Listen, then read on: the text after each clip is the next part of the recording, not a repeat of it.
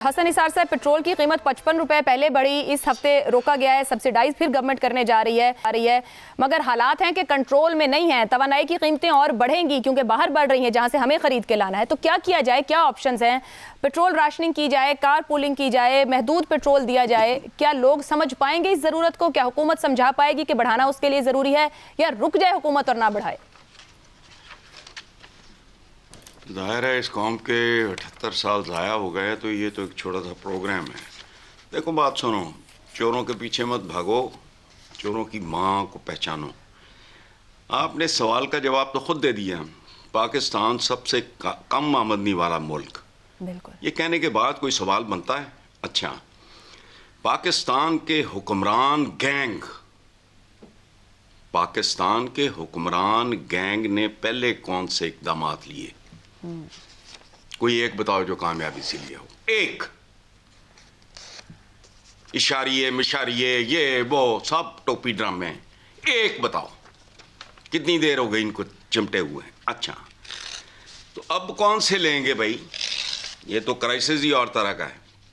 अच्छा, ये मैंने पहले ही शायद आपके या मैंने अपने प्रोग्राम में कहा था कि बहुत खौफनाक आंधी है, तूड़ी की पंड खुल चुकी है। अब कोई शेख चिल्ली ही ये दावा कर सकता है कि यूं कर लो तो यूं होगा, वो कर लो तो वो होगा। नहीं, तूड़ी नहीं अब इकट्ठी होनी। मैं डे वन से कह रहा हूं, बात ही समझ नहीं आ रही। जब तक जौहरी बुनियादी खौफनाक तब्दीलियां नहीं आएंगी, मुल्क ट्रैक पे आ ही नहीं सकता। अच्छा, रह गया मशवरा, तो मैं इस मुहावरे को अच्छी तरह समझता हूं बीबी, कि भैंसों और सांडों के सामने बीन बजाना हमाकत होती है। बस ठीक है।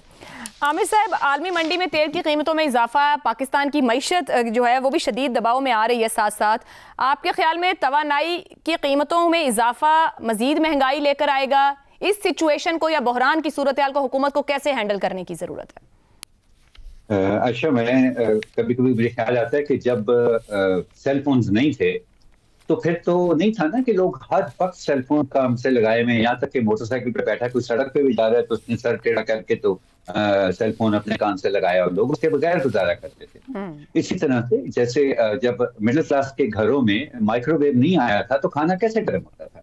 होता था ना, ठंडा खाना तो नहीं खाते थे। बिल्कुल बिल्कुल। जो सिगरेट का एक पैकेट पाकिस्तान के अंदर 500 रुपए का मिलता है, वो सिगरेट का पैकेट पाकिस्तानी रुपयों के हिसाब से 8,000 रुपए का मिलता है बरतानिया के अंदर।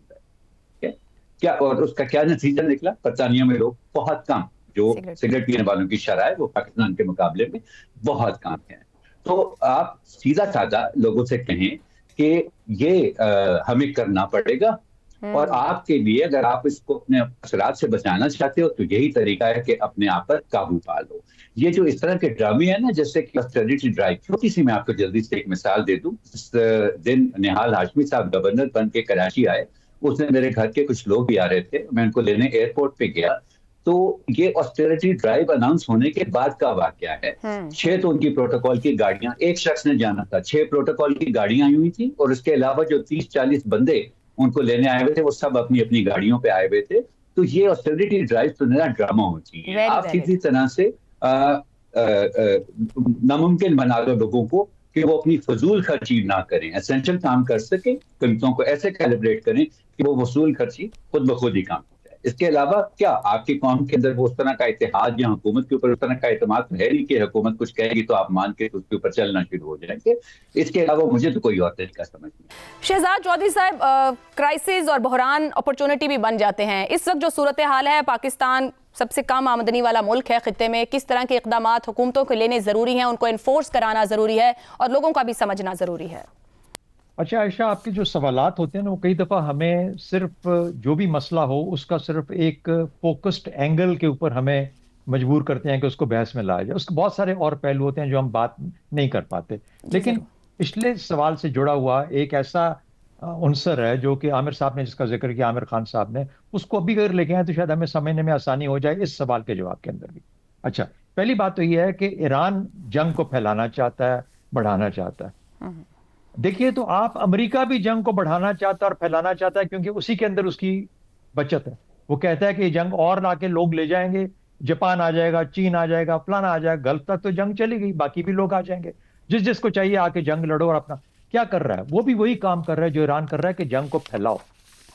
अच्छा, ये दोनों काम अगर जंग फैला के, और उसका भी मकसद यही है, और वो निकल जाएगा और हम जंग करते रहेंगे पीछे से बैठ के, तो फिर ये जो तेल है ये तो बिल्कुल खत्म हो जाएगा, यानी दुश्मन तो निकल गया अपना काम करके। दूसरी बात, अगर बहुत मुश्किल पड़ती है और बिल्कुल ही मईशत ऐसी जगह पे आ जाती है जहां पर कि हम बात कर रहे हैं जिस किस्म की हम सोच सकत प्लान हमारे दिमाग में अंदाजा होता है, तो एक ऑप्शन जो कि हमें नहीं भूलना चाहिए, जो ईरान को भी नहीं भूलना चाहिए, वो ऐसा है जो कि लो यील्ड वेपन्स का है। मैं नाम नहीं लूंगा, लो यील्ड वेपन्स का। इसके ऊपर कॉन्स्टेंटली बात होती है कि हमने तो उसको जो जेर जमीन था तुम्हारा फंसा हुआ, उसको निकालने के लिए फाइनली ये हरबा इस्तेमाल किया, इसका फैलाव भी ज्यादा वगैरह वगैरह। अच्छा, तो अगर इस तरह की बात है, अगर वो अपने चले, वो तो अपनी कुर्बानी देने को तैयार है, ईरान वाले वो बिल्कुल अब तैयार है, और वो जंग को फैला के सबकी कुर्बानी देने को तैयार। हमने बचने के लिए ये करना है कि हमने जाके ईरान से बात करनी है कि भाई जिसका जो दुश्मन था, जो बेवकूफ था, जो गलत किया था, वो तो चला गया छोड़ के, या कम से कम चला गया, अब हमारे सिर पे छोड़ गया। तो आइए मिलके हम कोई रास्ता इख्तियार करें कि दुनिया भी बची रहे, आप भी बचे रहें, मामलात भी चलते रहें। तो सबसे बड़ी बात होगी डिप्लोमेसी की और ईरान को कन्विंस करने की कि अगर उसको ऑफ रैंप नहीं मिलता तो तुम तो कम से कम इसमें से निकलो ताकि दुनिया को बचाया जा सके। ठीक हो तो मुझे यूं लगता है कि जैसे इसके ऊपर शोर, बाकी तो चीजें सब सही है कि उस पर इन्हिसार कम किया जाए, राशनिंग होनी चाहिए, ये वगैरह वगैरह, वो हमारे साथी उन पर बात करेंगे। लेकिन मेरा ख्याल यूं है कि स्ट्रेटेजिकली हमें इसको, ईरान को कोऑर्डिनेशन करके डिप्लोमेटिकली इस मामले पे बात करनी दुरुस्त हो गया। पाकिस्तान इसके ऊपर बहुत सी एफर्ट्स भी कर रहा है। ज़ैगम साहब, अगर आलमी तवानाई बहरान मजीद गहरा होता है तो पाकिस्तान की मईशत इस दबाव को बर्दाश्त कर सकेगी? क्या इक़दाम लेने जरूरी हैं? पाकिस्तान इस बहरान को, इस दबाव को बर्दाश्त करने की बिल्कुल पोजीशन में नहीं है। 2-3 महीने का बहरान भी हमें वहाँ लेकर चला जाएगा जहाँ से निकलने के लिए हमने साल हर साल मेहनत की है, इसलिए कि हम इस वक्त ब्रिंक पर हैं।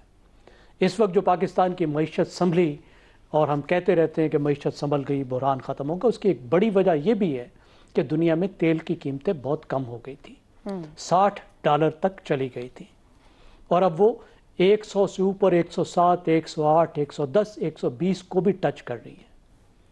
एक बहुत बड़ा दबाव है पाकिस्तान में डॉलर के रिजर्व्स पर, पाकिस्तान के जो करंट अकाउंट डेफिसिट है उस पर, जिसको पाकिस्तान की मईशत नहीं उठा सकती। क्योंकि अगर सिर्फ $5 फी बैरल तेल की कीमत बढ़ती है तो साल के हिसाब में वो $1 बिलियन बनता है। तो $40 फी बैरल कीमत बढ़ चुकी है। उस हिसाब से साल पर जाकर ये $8 बिलियन बनता है। यह हम उठा ही नहीं सकते बोझ अगर ये लंबा मामला चलता है। तो क्या होगा सर? फिर उसके साथ साथ ये जो पूरे रास्ते बंद हुए, पाकिस्तान की 60% एक्सपोर्ट्स, 30% इंपोर्ट्स उन रास्तों से आती हैं, वो गल्फ की पोर्ट्स के साथ कनेक्टेड है। तो एक बहुत बड़ा बहरान है और हमारे पास रिजर्व्स नहीं है। देखिए, सबसे बड़ा मसला ये होता है कि अगर रिजर्व्स आपके पास हों, अगर आप अच्छे रिजर्व्स लेकर बैठे हों, तो फिर जब बुरा वक्त आता है तो आप उसको वेदर कर सकते हैं। हमारे पास वो कुशन भी नहीं है। और सबसे बड़ी बात ये ज़हन में रखिए कि पिछले 50 साल में जब भी बीमार हुए हैं, इन अरबी हकीमों के पास गए हैं। आज अरबी हकीम, तो सर आप बीमारी में क्या करेंगे फिर? दुकानें बंद हैं। देखिए, मेरा ख्याल है इस वक्त एक एमरजेंसी के तौर पर आपको बहुत से स्टेप्स लेने की ज़रूरत है। बांग्लादेश को देखिए, उसने तेल की राशनिंग कर दी है। जो आपका तेल का कंजम्पशन है इसको कम करना होगा, इंपोर्ट्स को भी फिर से रिस्ट्रिक्ट करना होगा, और पूरी तरह से आपको एक ऐसा प्लान लेकर आना होगा जो वर्स्ट केस सिनेरियो है उसके अगेंस्ट आपको प्लान करना होगा।